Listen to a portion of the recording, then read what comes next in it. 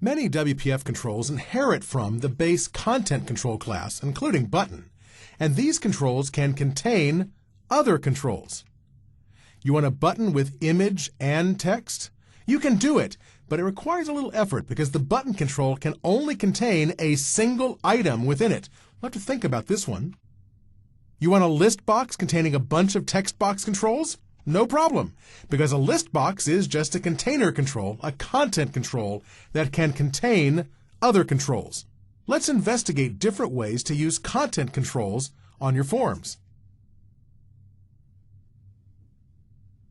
For this demonstration, I don't need the second button anymore, so I'm going to delete that. I also don't need this button base. I think I actually will leave this button base.click, so we'll get event handling no matter what we do with this button. And let's set this button up again. Now, I want the button to fill the entire form and have a margin of 15 pixels around the edge, just cause. Now, I can do this a number of ways. I can modify the settings here in the Properties window, but if I do this, I must set the margin property, the width, the height, horizontal alignment, and vertical alignment. If I do it here in the XAML, all I have to do is remove everything except margin and set it to 15. This is why I find it easier working directly in the XAML. You end up setting fewer properties in the long run. That's all it takes. If you do it in the XAML, you just delete everything except the properties you want. If you do it in the Properties window, you have to reset all the properties that are set in the XAML back to their default values rather than just deleting them. That's what we end up with. We have a button labeled Click Me. I also want to make the height of this thing a little taller than the width, just so it has a shape somewhat like that. Okay, I'm going to put an image on this form. I've already got an image ready to go. To do that, let's see if we can drag an image onto this button. I'll select the button, go off and get an image control, drag it over. Well, that's certainly not on the button. Let's see if we can drag it up and over. There we go. You can look at this code and see that the image is not contained within the button. You can see here the button element ends before we get to the image element. So that can't be right. Let's set the image name to demo image. We'll leave the stretch property set to fill. It fills the region it's in. And let's go get an image. I actually don't want this margin here at all. I want the margin set to just 50. There we go. And let's get the image. I need to set the source property to get that. So I'll set source equals. I need to go find the image. Well, I have an image already set up in my images folder. There it is. And I'll just come up here and copy this to the clipboard. Come here, paste that in. And the image name is appdev175.jpg. I stole it from the appdev website at some point. Probably need to spell that right. Nice that they check to see if the file exists, and they tell you you have an error in the file name. There we go. There's the image. Okay, well, you would expect by looking at this, you could click the image and have it click the button, right? Well, that'd be wrong. Because if I run this, the image does sit on top of the button, but certainly doesn't cause the button to click when I click on it. If I go outside the image, clicking the button works fine. So I have a problem here. The image is not contained within the button, so it doesn't work. Well, to fix this, I need to make the content of the button be the image. So I'll take the Click Me and remove it, and instead drag the image up so it's contained within the button. The layout alters a little because the button retains some of its own margin space. But now if I save this and run it, I can click the button or the image, and it works either way. That is, this image now is part of the button. Now you might think you could get both text and an image on the button by setting the content property of the button. Let's set that to Click Me. So you think you could fool Mother Nature into allowing both content and an image, but you can't. The problem is you can't set the content property more than once. When you put anything into the button, you're setting the content property. the content property of this button is that image, and you can't have any text. So we need some way then to embed multiple things into this button. To do that, we'll need to use a layout control that allows us to contain more than a single item. We can place that layout control within the button and then put multiple things in that control. WPF includes a bunch of controls that are useful for laying out other controls, specifically 4 controls we'll look at here. There's the dock panel control, which allocates an edge for each of its child controls. And this is useful for defining rough layout, that is, controls that dock to the edge of a container. We won't be using that one. There is a stack panel control that stacks children horizontally or vertically. It's useful when it's internal to other controls, like a button for laying out vertical or horizontal stacking. That's the control we'll be playing with. There's also the grid. Well, you've seen the grid, though we haven't really used it as a container yet, though we will. It arranges children in a grid-like fashion. There's no need for fixed sizes or positions, as you'll see, because the grid can scale the size of its rows and columns proportional to the size of the grid. It also rescales when you resize the grid. Finally, there's the canvas control, which we also won't be looking at in this section, which doesn't have any layout logic. It's only there so you can manually control each aspect of the layout of the children controls. It doesn't force you to put things on edges or at specific rows and columns. You can put things wherever you want within the canvas control. We'll be looking at the stack panel control because this control allows you to horizontally or vertically stack multiple controls. In order to demonstrate the stack panel control, I need to move this image control out of here. So let's take it and move it here. Okay, so it's outside of the button. Now inside the button, I'm going to add a stack panel. There it is. Of course, it's not inside the button, so let's take it and put it inside the button. Now, you don't have to make these changes here, by the way. You can move things around in the document outline window if that's more convenient for you. Okay, now the stack panel, let's remove everything except the name. And that's it. I want the stack panel control to be named Demo Stack Panel, and that's it. Okay, there's our stack panel. But you know it's not going to be easy to insert controls into that stack panel defined the way it is. So let's come along here and modify this XML so we have a place to put things inside that stack panel. There we are. We can now take this image and place it inside the stack panel. Well, so far so good. We've got the image in there. Let's add a label control as well. All right, so we'll select here, go to the toolbox, find the label control, and see if we can make it go inside that stack panel. I did it! Yay! Sometimes it's tough to get things laid out exactly where you want them when you drag them on, but with a little experience and some practice, you get better at it. I want the height of this thing to be 24, just big enough for some text. Set the name to be Demo Label. Oh, set the width not at all. Let's fix this up. And I don't know, it doesn't really matter, of course, but there we go. And I'll set the text here. Well, there we are. Oh, you know what else I can set is the font size. Okay, let's set that to 24. And I really want the text centered, so let's set the horizontal alignment to be center, and there we are. Something is wrong here.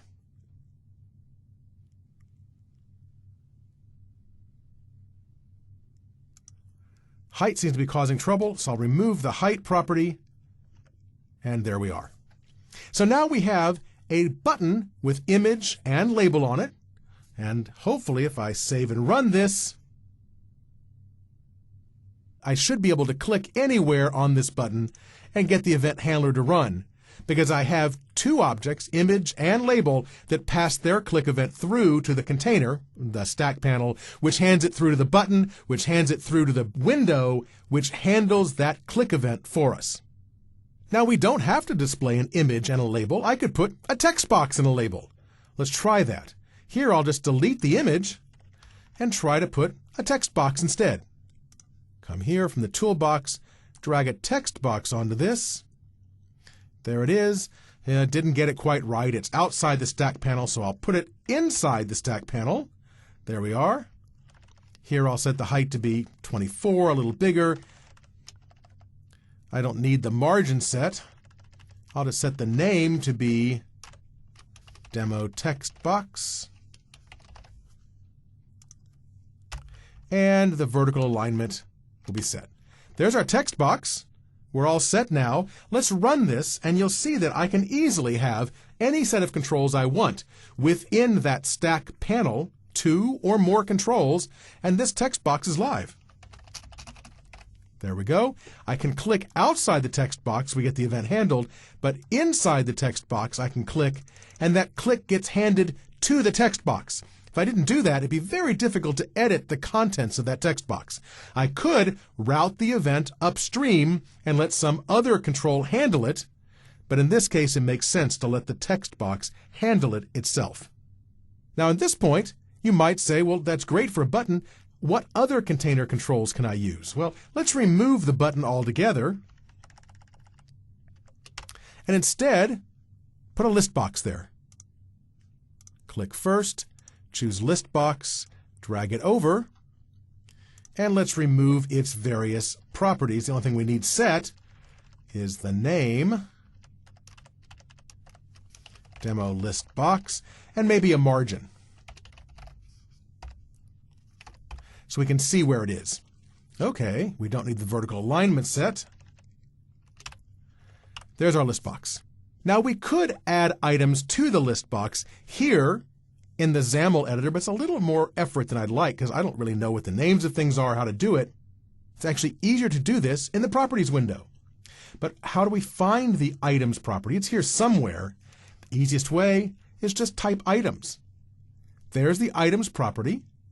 Click the edit button, and here's our list of list box items. I'll add one, and you'll see that there are a whole lot of properties for the list box item that you could set, and surely you should investigate these at some point. For now, I'll just set the content property to be item 1, add another, and add a third, and click OK. We're done. We've added 3 list box items. You can see them there in the designer. But you're not limited to just list box items. You can add other things as well. You could add, for example, a text box.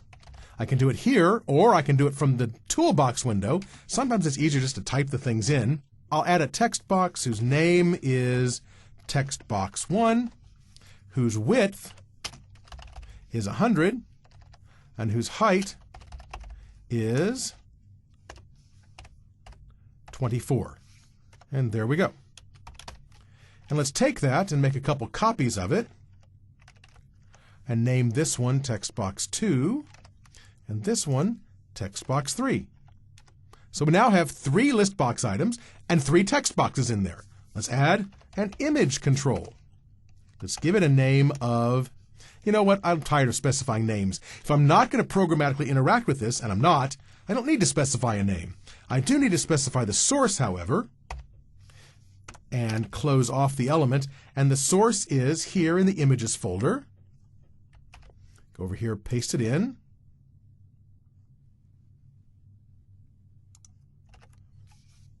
appdev 175.jpg, and now make a couple copies of that. There we go. So our list box has 3 list box items, 3 text boxes, and 3 image controls. If we save this and run, there's our list box. We can select items. We can type into the text box. There we go, and so on. We can select these items. We can resize the form so we see a scroll bar. And here as we scroll it, oh, we're getting the click event handler and we didn't handle it right. So let's try this again. Probably I need to fix that. I won't click on the form this time. Here we go, resize it and scroll. And as we scroll, you can see that we see all the items in the list box as well. So in any case, we have now managed to create a list box that contains a number of different items. Oh, by the way, why did this fail? Because we were trying to convert the source into a button, and it wasn't a button. It was a list box. So you need to be careful about code like that, obviously. Well, let's go back and play with the grid as a container now. I don't need any of this anymore, so I'll delete it. There's our grid control. And I'd like to be able to add rows and columns to that grid control. One way to do it is just to come here and click in the margin, once you see the plus sign, where you want the rows and columns in your grid. And by doing that, you create row definitions and column definitions elements within the grid XAML. Now you could do the same thing over here in the Properties window. I'll clear the search box and search for row definitions. There we are. Click the button. I can come here and see there are already 3 row definitions with the height specified, and I could specify other rows if I like. Notice that these row definitions are specified using an asterisk. What does that mean? Well, let's resize this thing. Let me run it. It's a little hard to see that, I guess, huh? Well, we'll have to do it at the design time then. I'll take our grid, our window, and resize it. Here we go. If we resize the width, those things stay proportionally sized. If I resize the height, the same thing would happen. That's what the asterisk does for us.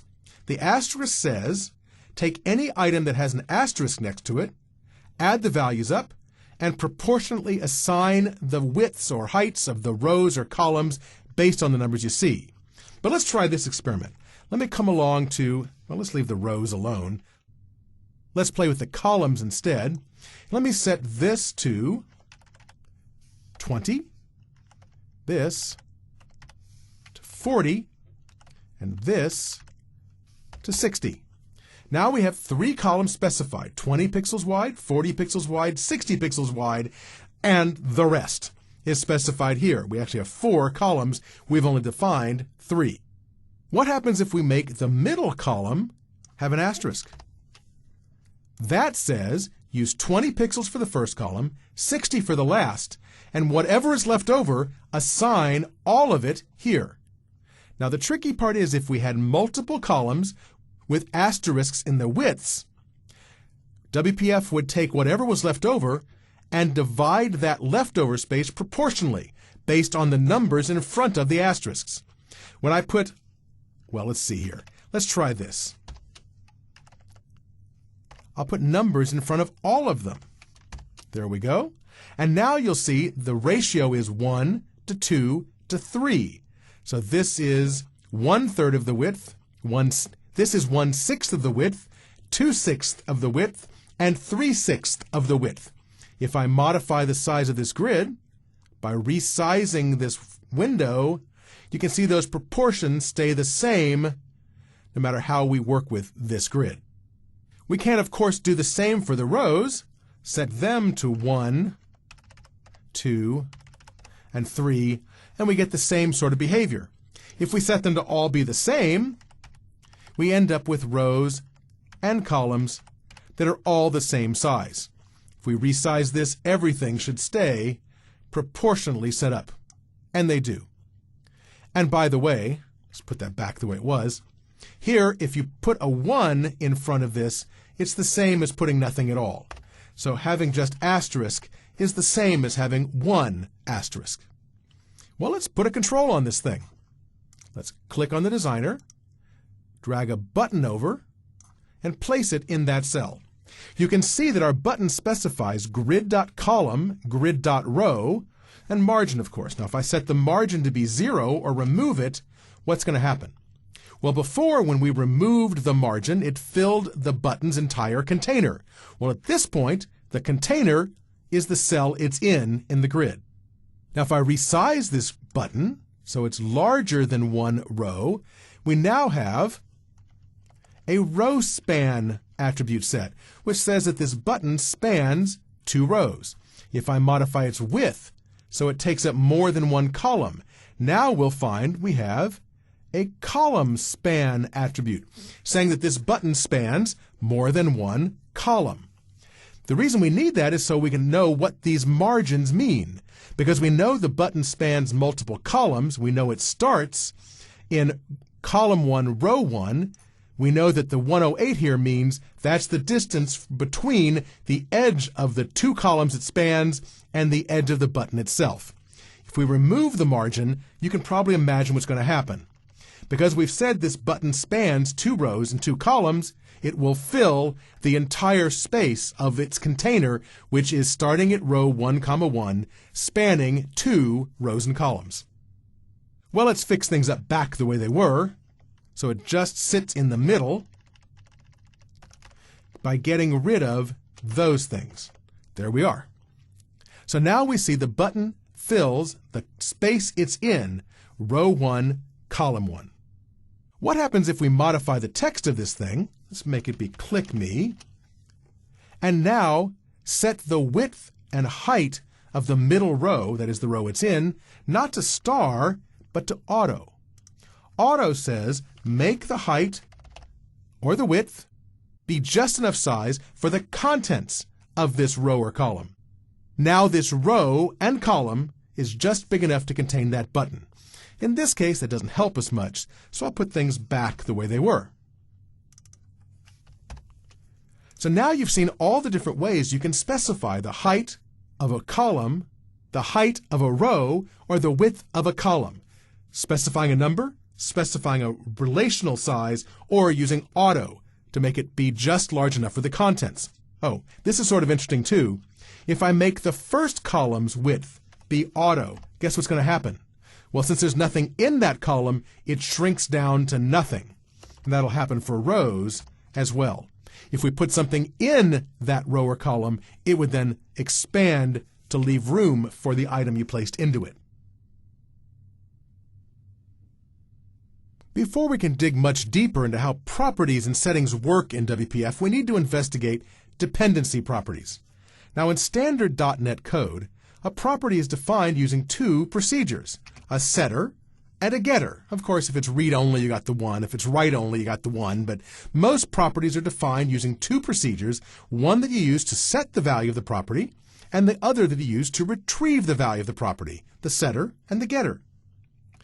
WPF uses a more complex mechanism because it needs more functionality than that. Workflow, if you've worked with Windows Workflow, uses the same mechanism because this is actually a feature of XAML, and WPF sort of shares XAML with Workflow. Dependency properties allow for styling of properties, automatic data binding, animation, change notification. That's important, so that you can be notified automatically if a property's value is changed, and even more. So dependency properties are key to working in WPF. So a dependency property class acts as the base for all these properties, and dependency object is base for classes that can consume and expose dependency properties. So the property itself inherits from dependency property, and an object that can work with a dependency property inherits from dependency object. WPF classes expose far more properties than the corresponding Windows Forms classes. Something like 80 to 100 properties is the minimum you're going to find on any control in WPF. So we need some internal plumbing to handle all these properties of all these objects. There's so much stuff that needs to be carried around on multiple instances, memory consumption would be ungainly using standard properties. A dependency property is better for WPF because a dependency property allows WPF to maintain an internal dictionary of classes and the properties they expose. The dependency property instance is defined as a static or shared member of a class, which means that if you have 15 text box controls on a form, you only have one instance of each of the properties of that text box in memory. Scale this out. Imagine you had 1,000 text boxes on a form. Each of them has 100 properties. Now you have a huge number of properties in memory. To get around that, dependency properties are stored only once for the entire class. In the constructor for an instance of your type, like text box or whatever control, code inside WPF registers that property, its type, and its hosting class with WPF, so that you don't need multiple copies of the property in memory unless an instance is actually using it. Otherwise, it never comes up in memory. You can optionally create a standard .NET property that wraps up the dependency property and exposes it to the world. And that's how we'll see these properties used in our code. Imagine that you want to have a class for WPF, maybe called myClass, and you want there to be an isAvailable property of that class. Now the way you might do that is to declare the property this way: public static dependency property named isAvailable property. Now the convention is to name this thing something property. IsAvailable is the name we'll use to expose it. Underlying is the property version, isAvailable property. Now it's static, meaning there's only one instance of this in memory for all the instances of your class, meaning that someone in the class code will need to register this and keep track of individual instance properties as well. In the constructor for your class, you need to register your property, and you do that by setting myClass.isAvailableProperty, that is that static variable that maintains a reference to the dictionary in memory, equals dependencyProperty.register. This registers your property with WPF, and you pass to it the name of the property, the type of the property, and the type of the class that's hosting the property. This way, the isAvailable property knows or is communicating with WPF about the static version of this property, and WPF uses that static property to get at individual instances of the property for instances of your class. To get or set the value of the dependency property, you call the dependency objects getValue or setValue method. To do that, most people wrap it up in a standard .NET property, making it public, isAvailable in this case. There's a get and a setter. In the getter, you return the value of calling the getValue method of the dependency object class, which your class has to inherit from, and you pass in the reference to the static variable. The same for the setter. You call the setValue method, passing the value and the static variable, and WPF does the work of setting a particular instance of that property. This seems very confusing. I just point all this out because this is how all the properties in WPF work. There's one static instance and then individual instances for any instance of the control that needs a particular property. Remember what we saw in our button on the grid? There was a grid.column, a grid.row, and where do those properties come from? Button control doesn't have those. Those are exposed by the grid, and they're attached to the button when you put the button inside the grid. These are dependency properties. These attributes do exist in the XAML markup, but they don't exist for the button. These attached properties are added by the container when the button or any other control is hosted inside the grid. You can retrieve and set them using dependencyObject.getValue and dependencyObject.setValue. So you can programmatically interact with these properties in your code even though they don't exist as properties of the button. Let's say you want to work with the grid.row property of that button we saw within the grid. Now because grid.row doesn't exist for the button, we have to use the getValue method. Remember the getValue method of a dependency object? We pass to it the static variable from the grid class that defines what we're looking for, in this case, grid.row property. That gives us back an object, we cast it as an int, and we get the row we want. If we want to set the value, we call the setValue method of the demo button class, which is a dependency object. We pass in the static variable grid.row property. There's only one instance of that for every grid in the world. And we indicate what value we want, row plus 1. The setValue method finds the correct instance for this button and sets the value in WPF's dictionary for this button. Let's try a demo that shows what happens when you click a button and we try then to move it to a new row. It will be easier to see the output of this demo if we turn on the display of the grid lines for the grid. So I'll go to our grid and go to Show Grid Lines and set that to be true so we can actually see the grid lines in our running application.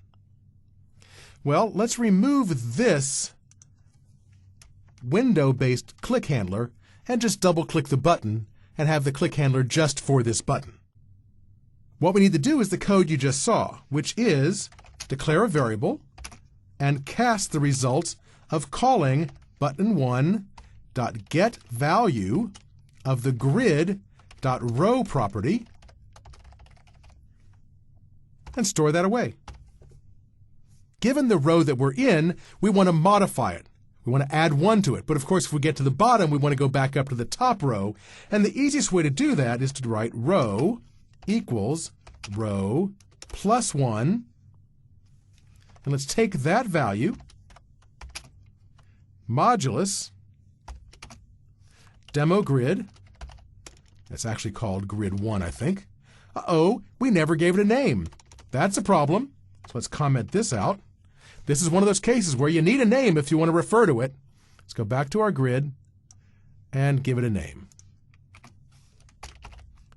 Equals demo grid. Okay, back to our code. Uncomment this.